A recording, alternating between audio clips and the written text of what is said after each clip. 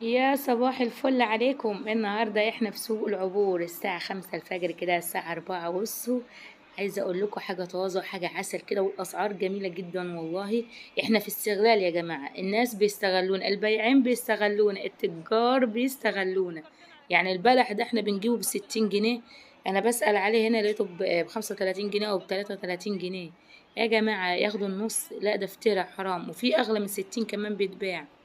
البلح لما يقولوا لنا ده جاي من السعودية ومستورد، اللي اكتشفناه ان البلح ده اصلا بيتزرع في مزارع سينا عندنا. البلح المصرية بتاعتنا دي الكيلو بتاعها ب8 جنيه، برضه بتتباع ب25 و30 جنيه. والكاكا برضو، يعني بصوا اسعار في منتهى الروعة بجد. انا اتفاجئت كده، احنا معديين من عند سوق العبور كده بالصدفة، فلقينا بقى اسعار تاني، مش رايحة مخصوص انا، يعني بالصدفة كده عديت من المكان.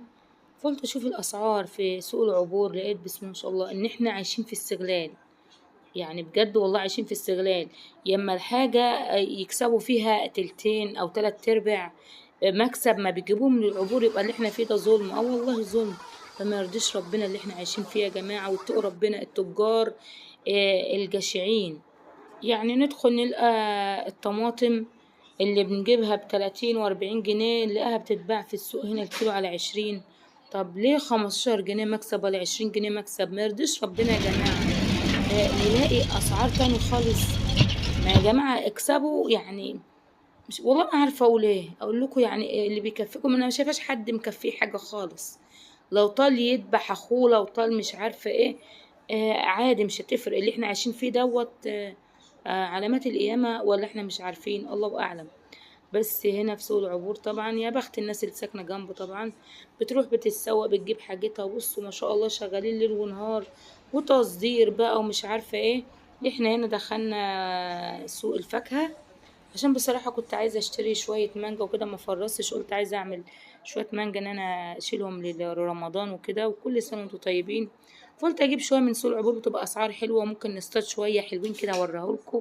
يعني شويه يكونوا يعني ايه، مستويين، ملسوعين زي ما بيقولوا، وسعرها بيبقى حلو يا جماعة. المانجا دلوقتي ب40 و50 جنيه بره، فبرضه رفعت هي كمان. فانا طالما عدينا من سوق العبور، اخدني الجوز اختي زي ما انتم شايفين كده بالتروسيكل. ها مش هقول لكم اني عربية ولا الكلام ده، لا تروسيكل عادي. ودخلنا السوق ما شاء الله، سوقنا وطلعنا وجبنا حاجة حلوة كمان ما شاء الله، اللهم بارك. وأسعار جميلة جدا.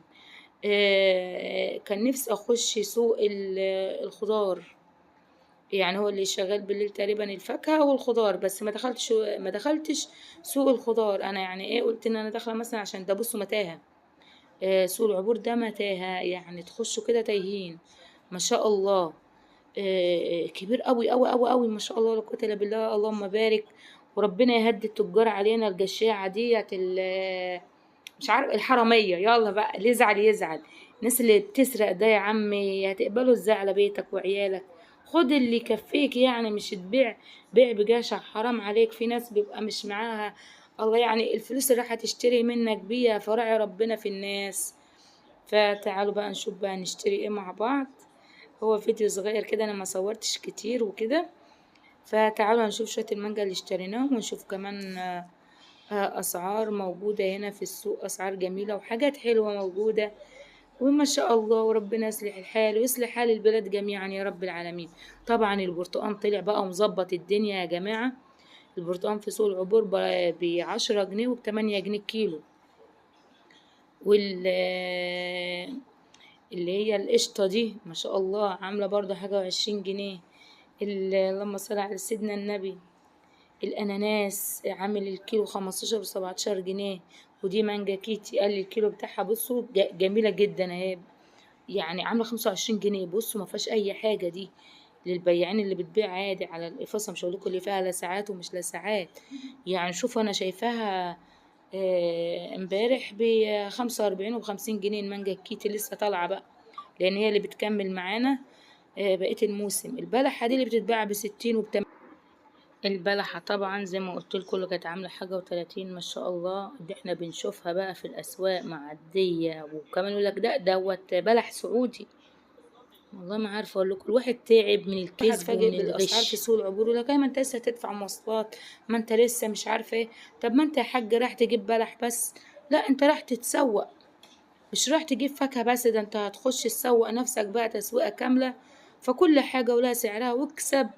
يعني حاجه يعني ترضيك، يعني مش عارفه اقول لك ترضيك ايه يا عم، انت طماع من الاخر. اكسب حاجه يعني.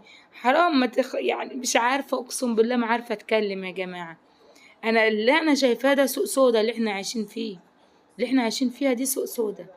فالله المستعان، وربنا يهدي بجد، ربنا يهدي التجار الجشعين. انا مش لاقيه كلام اقوله، مش عارفه اقول ايه.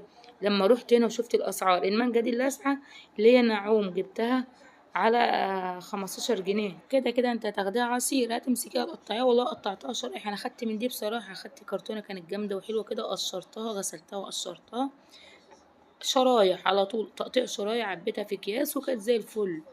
هنا ما شاء الله التفاحة الخضرا دي ام 80 و100 جنيه كمان، ديت عاملة في السوق 45 جنيه. الرمان ما شاء الله كان عامل في السوق 8 جنيه، احنا بنجيبه هنا ب20 وب15. يعني الله المستعان يا جماعة، الله